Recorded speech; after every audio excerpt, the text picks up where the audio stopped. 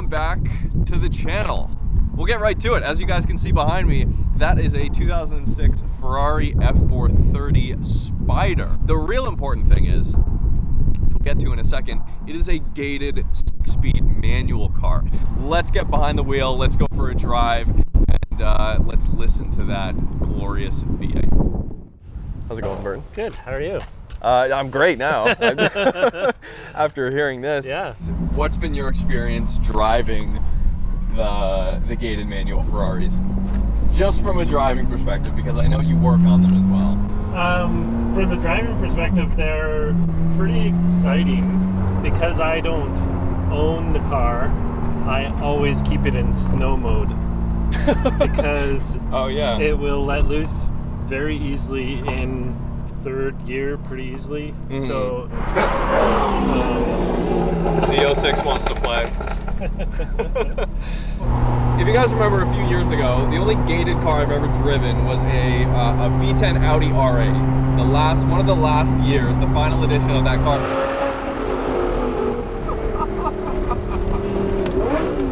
That is ridiculous. But in that car, it felt very, because it's all-wheel drive, very safe, very controllable.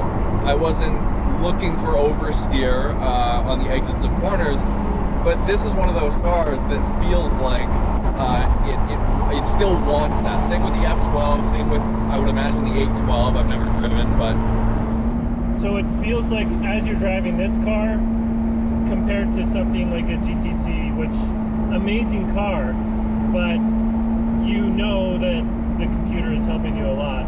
Yeah. This car, you don't get a lot of help. Mm-hmm. It's, or it doesn't feel like it. You feel like you have full control. You have full brakes when you need them. You have full acceleration when you want it. Mm-hmm. You have control over your shift pattern. So the clutch is light. Okay. And yet it's very drivable, but very controllable. It feels very simple. I mean, it looks simple. And it is. Like, from the inside here, too. Like, there's not a lot of extras in this car. It is a very, very simple car.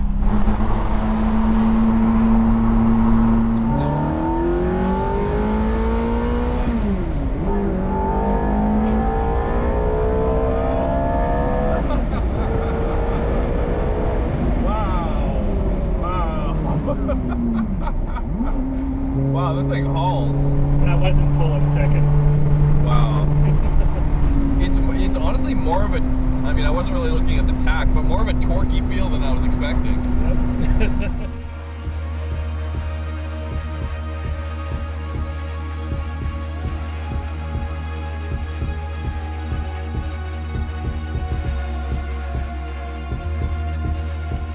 Do you see these cars ever kind of leveling off, or? Even a couple weeks ago, Bring a Trailer brought a silver on silver car through, and the stock bidding on it was $288 USD. Wow. So for a car that's in a lot of the population's opinion probably ugly and even had a silver top, and to some people it was their favorite, right? Yes. So, but it becomes even more of a niche car in some senses, so you don't know which way it's going to go.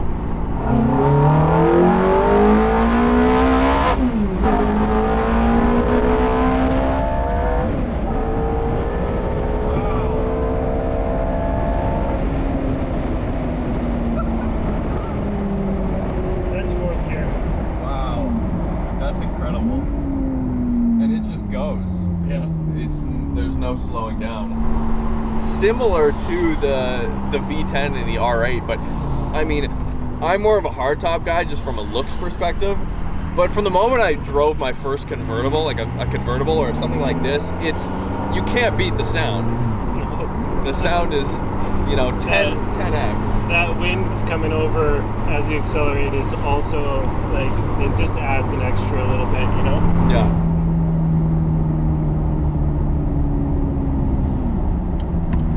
When I started shooting car videos and driving cars on YouTube, like 7 years ago, I never anticipated how quickly manual cars would go away, NA cars would go away, EV cars would become so incredibly prominent. And it's just fascinating to watch how cars like this and other manual cars, it seems like now everybody's like, oh, I got to jump on it now or in the next couple of years before, 5-10 years from now, there's going to be only a certain amount of unicorns left. Yeah, no, it's true. Some of these cars will be converted EV, even if the. You think so? Like an F430? Yeah, wow. Yeah. I remember when I first got into tuning, there were people swapping Ferrari engines out for Ford V8s into a Ferrari, right? Because they were more reliable and cheaper. Yeah. I mean, for a car without adaptive suspension, it's still pretty comfortable. Yeah. It's totally livable.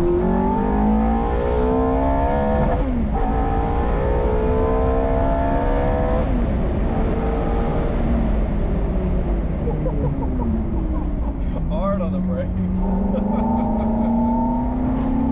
Wow. It's a nice package for 2006. It's a really nice package, right?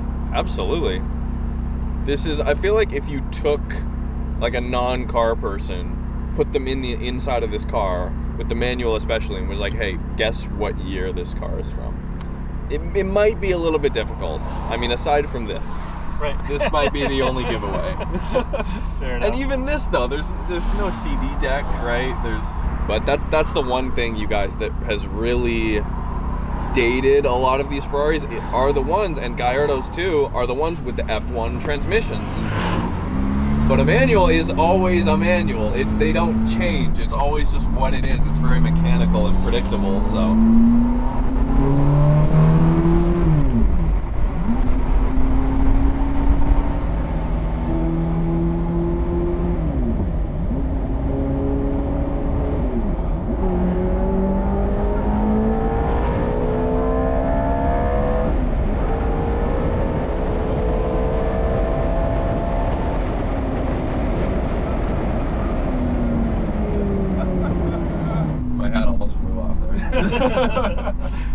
I was like, that's the number one rule. Hat always backwards in convertibles. Never forwards. I think in like you look in 20 years, there were just over 1,000 Spiders built with 6-speed. And wow. So they're quite rare. That's very rare, yes. How many of those are still around? How many did we lose in the first 10 years? Right? Yeah. There were probably a few. Yeah. And then after that, then you get people that start doing conversions, and then there's those ones that have been modified already from factory, so you get a true stock out of the factory, how Ferrari built a car, and it becomes rarer and rarer as time goes on. The mean income level of people who can afford this at their level also gets, maybe it tweaks a little bit bigger than it used to be. Yeah. And so the competition becomes higher, right? Doesn't look like this one has the infamous Ferrari sticky buttons. It did. It did, okay.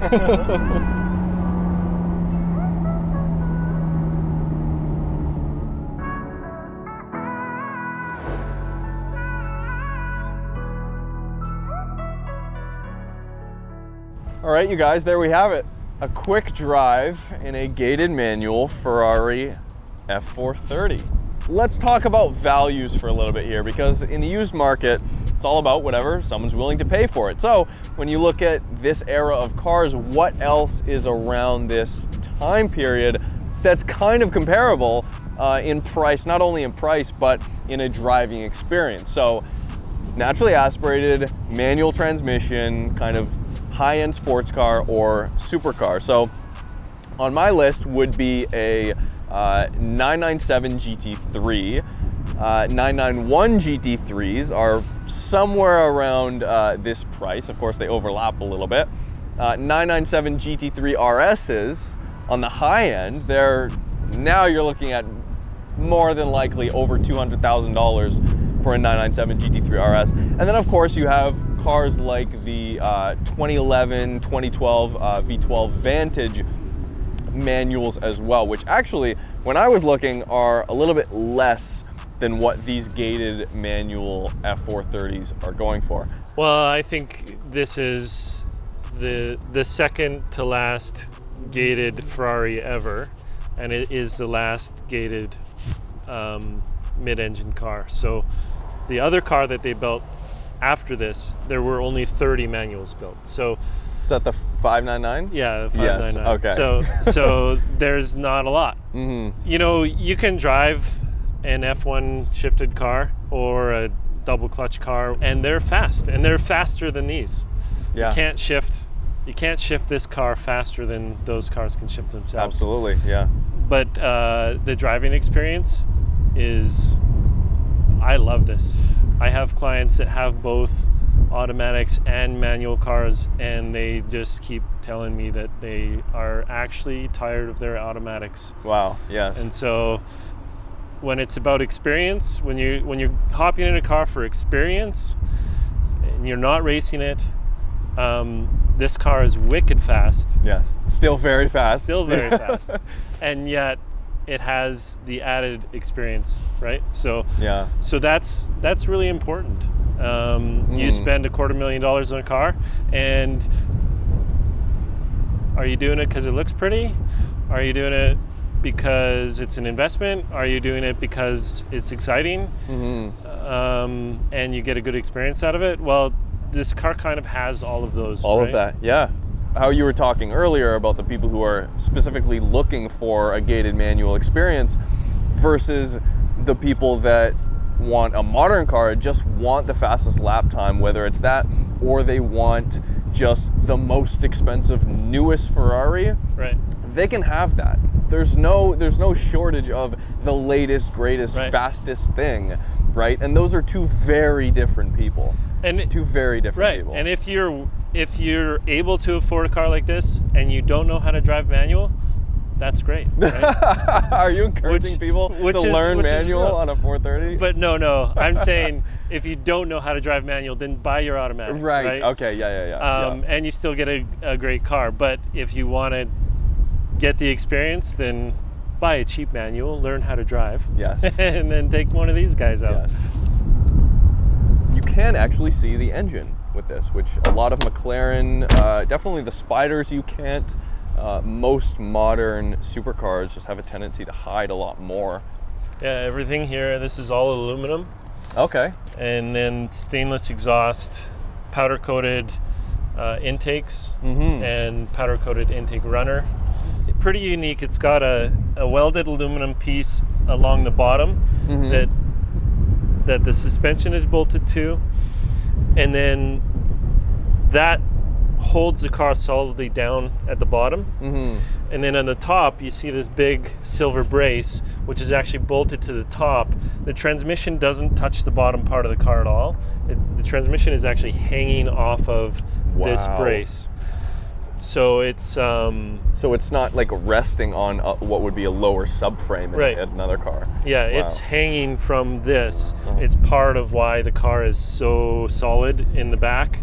I mean, the engine is so low down, and it looks upon first impressions fairly, I mean, aside from getting to the spark plugs and everything, fairly simple to work on if you're talking about maintenance on it's easy. Besides the spark plugs, they're definitely a bit more work. Major repairs, the car is not built to, it's built for its performance ahead of major repairs, right? So there's a lot. The transmission is a lot of work to get out. The engine's a lot of work to get out. But the maintenance aspect of it, the everyday maintenance, oil changes, fluids, they're all very accessible and very easy. For as far as just an NA gated manual supercar goes, what would you consider to go up against this? But yeah, hey, thanks again, Burton, for no problem. My pleasure. Taking me for a drive. It's always fun to drive this car. Yeah. I'm glad I could be a good excuse for you to take it out. Yeah. Luckily the weather held up. Yeah. Thanks again. No Thanks problem. again, you guys. Subscribe if you haven't already. I will be bringing you a few more special cars coming up. I'm driving the new M240i later this week, right on the cusp of the new M2 coming out. So that's going to be a lot of fun. Stay tuned for that, and we will see you very soon.